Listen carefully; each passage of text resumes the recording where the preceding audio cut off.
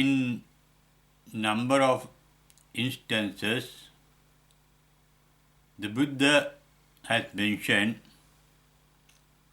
that the bliss of enlightenment and also the bliss of trances on the path to enlightenment can be grasped by the body.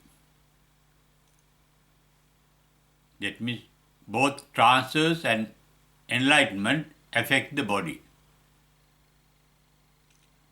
For example, there is a discourse called Kaya Sakya Sutta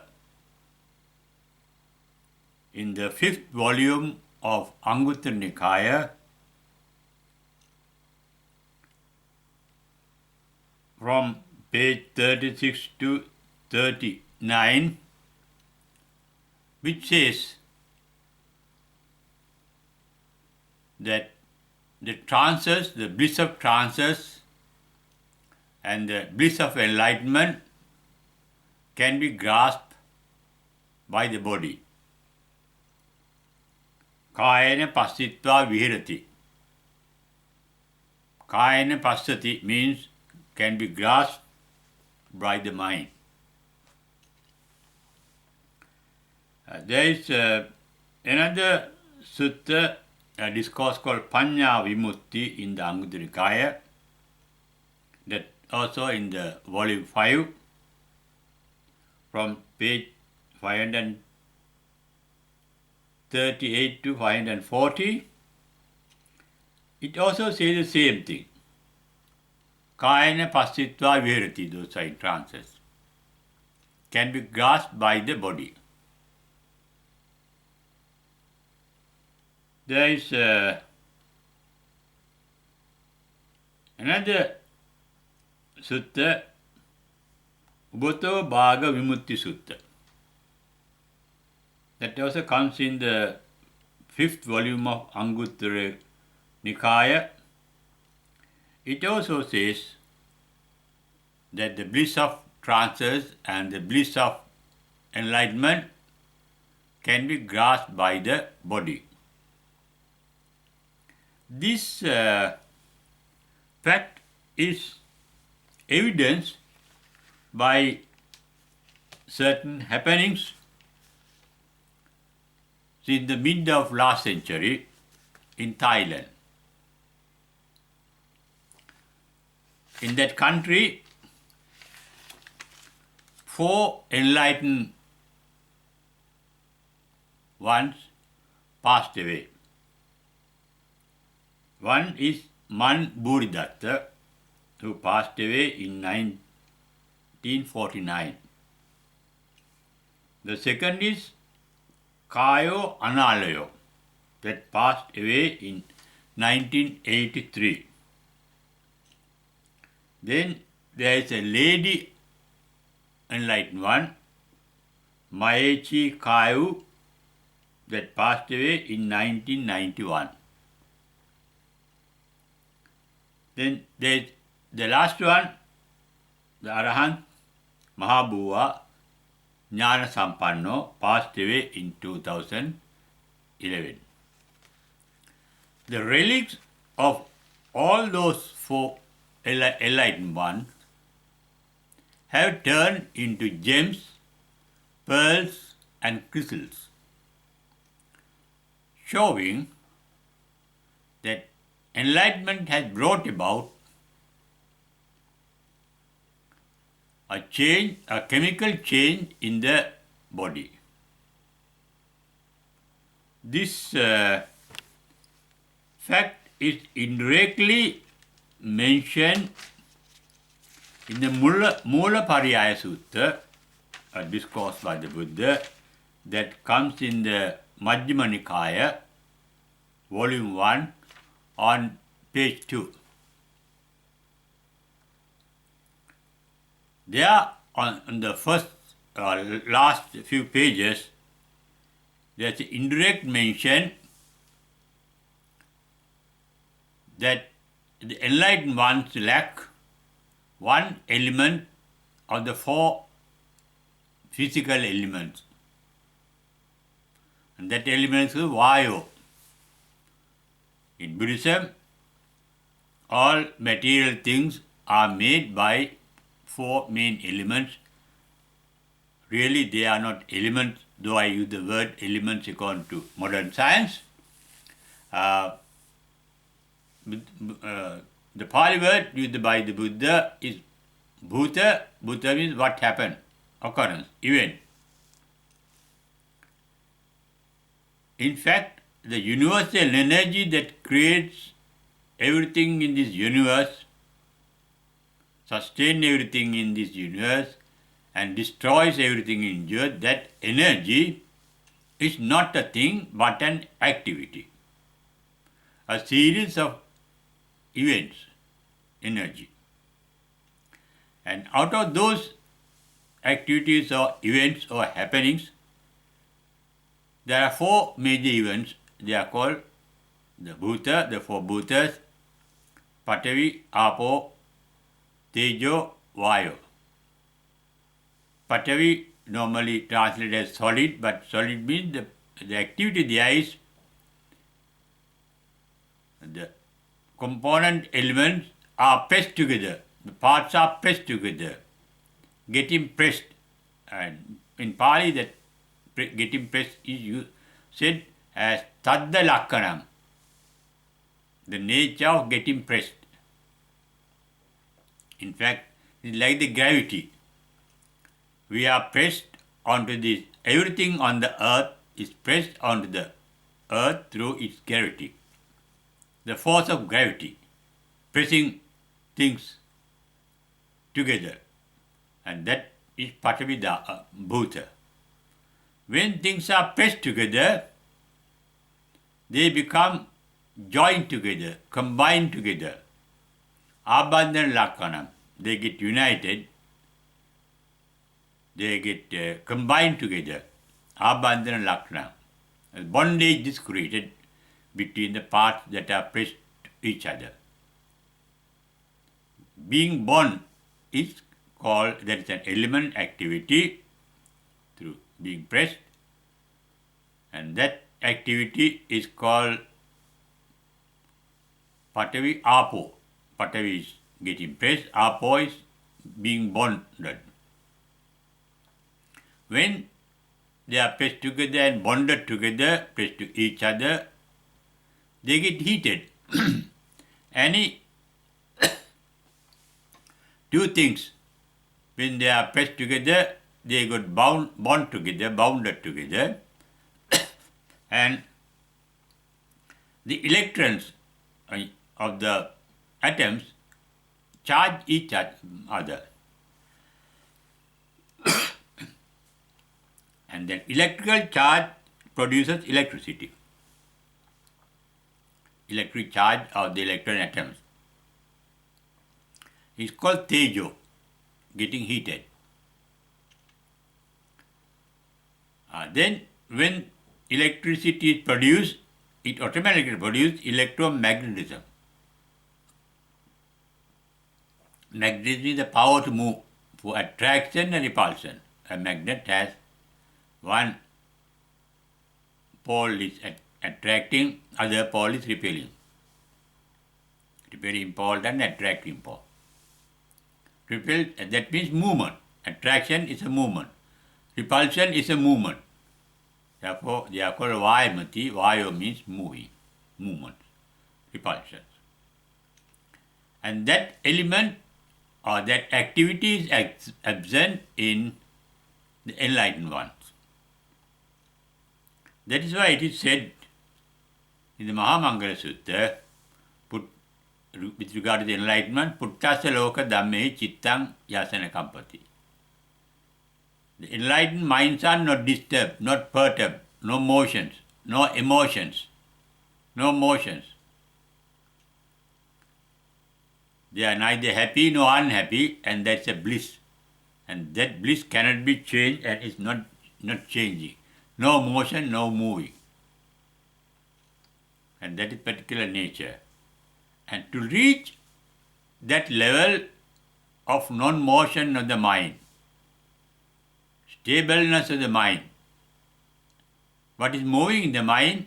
Thinking, produces movement in the mind. Feelings cause the movement in the mind. Thinking, we go to the past or to the future. We cannot think without going to the past. That means we have to think with the help of the memories of the past saved in our brain cells. And whenever we think of something, we have motive. Motive is regard to some future expectation, positive or negative. Therefore, in the thinking process, the mind is moving from the present to the past and projected, there is a movement to the future. The enlightened ones, they don't live either in the past, the dead past, or in the unborn future. They live in the living present moment only through their awareness. And their minds are not disturbed, no vibrations. In fact, the latest physical theory called string theory, completed in 1995, shows that everything in this universe is due to vibrations of energy. Energy strings, vibrating strings.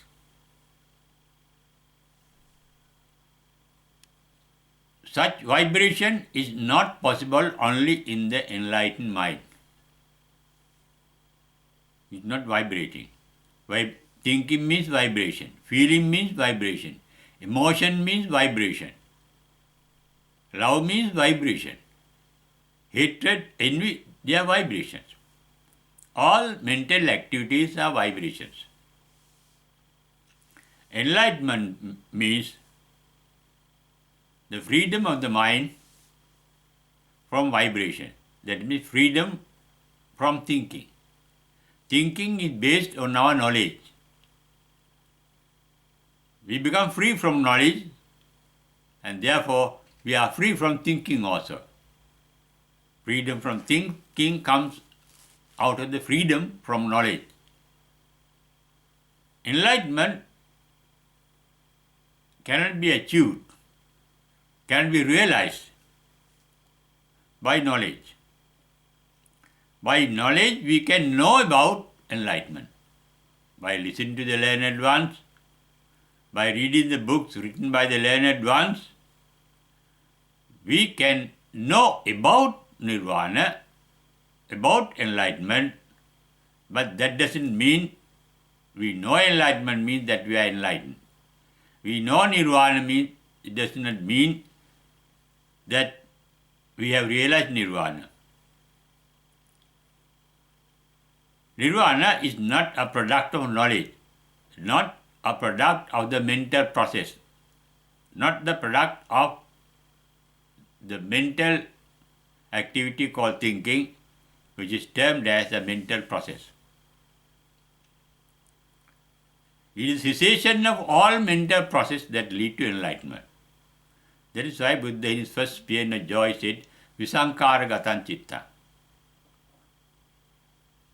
At the enlightenment, the mind became free of creating mental images.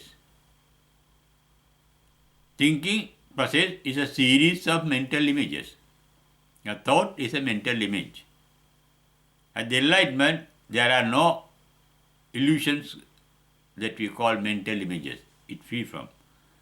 Therefore, the mind is free from all mental images. Visankara gatan citta. Then mind becomes empty. That is why the Nirvana realized by enlightenment is called Sunyata in Pali, meaning void or emptiness. Empty of thoughts and feelings, empty of emotions, and empty of mental images. The mind becomes free. Realization of that state is not with the help of any knowledge, but Nirvana can be realized through insight of wisdom. Knowledge is a capacity acquired from the outside, information acquired from the outside. Wisdom is something inborn. It is a capacity inborn in us. Wisdom gets activated as insight. In the commentary to Susima Sutra comes in the volume 2 of Samyutta Nikaya on page 188. And in the commentary to that discourse, there is a straightforward, direct statement that the bliss of that the enlightenment is not the product or the result of meditation, not the result of trances. Trances can make the mind tranquil. Tranquility of mind achieved through trances is not enlightenment, nor is it nirvana. Nirvana is something that can be realized through insight. With regard to the enlightenment of the Buddha that he mentioned in his first discourse called Dhammacakkappavattana, he referred to the insight as chakku. It is a metaphorical way of saying insight. Insight is an actually seeing something inner. Insight means seeing within. Nirvana is not outside us but inside us. And it can be seen by insight. And at the Enlightenment Buddha says, Chakkung Uddapadi, dawn the eye. I mean the eye of insight. Eye of insight means the eye of wisdom arose. And he says, he realized a phenomenon that he had never heard of before. Pubbesu annusasesu dhammesu chakkung uddapadi. That is the first step in realization of nirvana by enlightenment. And enlightenment started with the opening up of the inside, the eye into the inner mind. Nirvana is in our inner mind, not the superficial mind that we use for thinking. The mind beyond thinking and feeling. It is a universal mind, boundless mind, formless mind. That's why it is called emptiness or sunyata or void. That can be realized only through insight, not by the outside sight, not through our eyes, not through our outer eyes, but through our inner eye, which is nothing but our own wisdom. The vision of wisdom is called insight. But after enlightenment, neither knowledge nor wisdom is needed. We need knowledge and wisdom to abstain from going wrong and to do the right thing. Abstain from being evil, being bad, being corrupted. And to be good, we need the guidance of knowledge as well as wisdom. Once you are enlightened, nothing goes wrong in your mind. The mind cannot do anything bad. Not only the mind, neither the mind, nor the words, nor the deeds cannot go wrong. They do only what is right.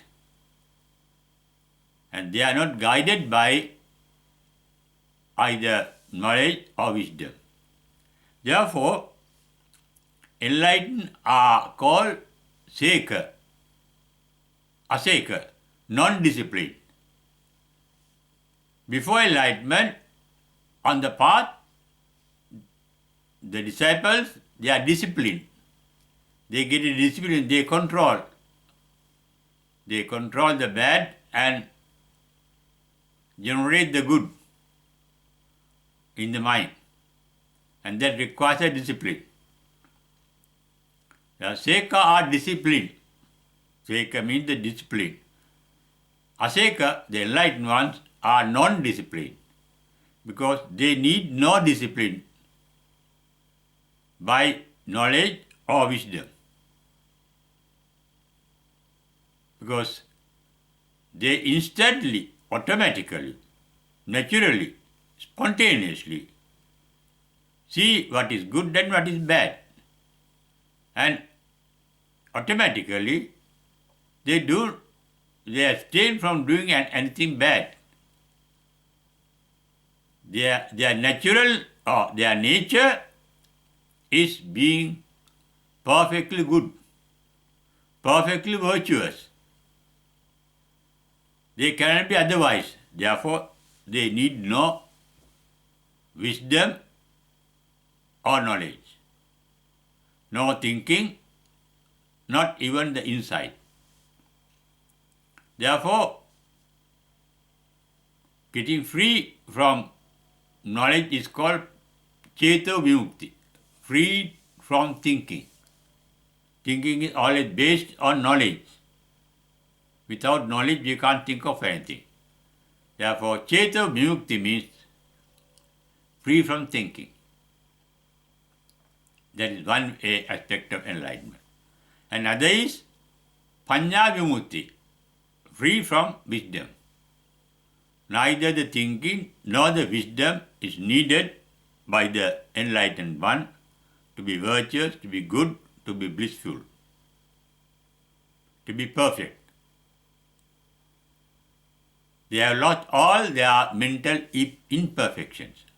Physically they may be imperfect, but mentally they become perfect, blissful, no blemish, no defilement in their mind. They experience the purest form of the mind, and that is the supreme bliss one can experience by enlightenment. And that experience comes not out of knowledge, nor out of wisdom. It is through the insight produced by the wisdom that opens up the hidden bliss of Nirvana in your mind. And seeing that bliss is called the insight. The power of that insight, behind the insight, is wisdom called Panya. And that is inborn. We all have wisdom born within us. It is indigenous. And it is at its insight is spontaneous, natural. Enlightenment is a natural phenomenon.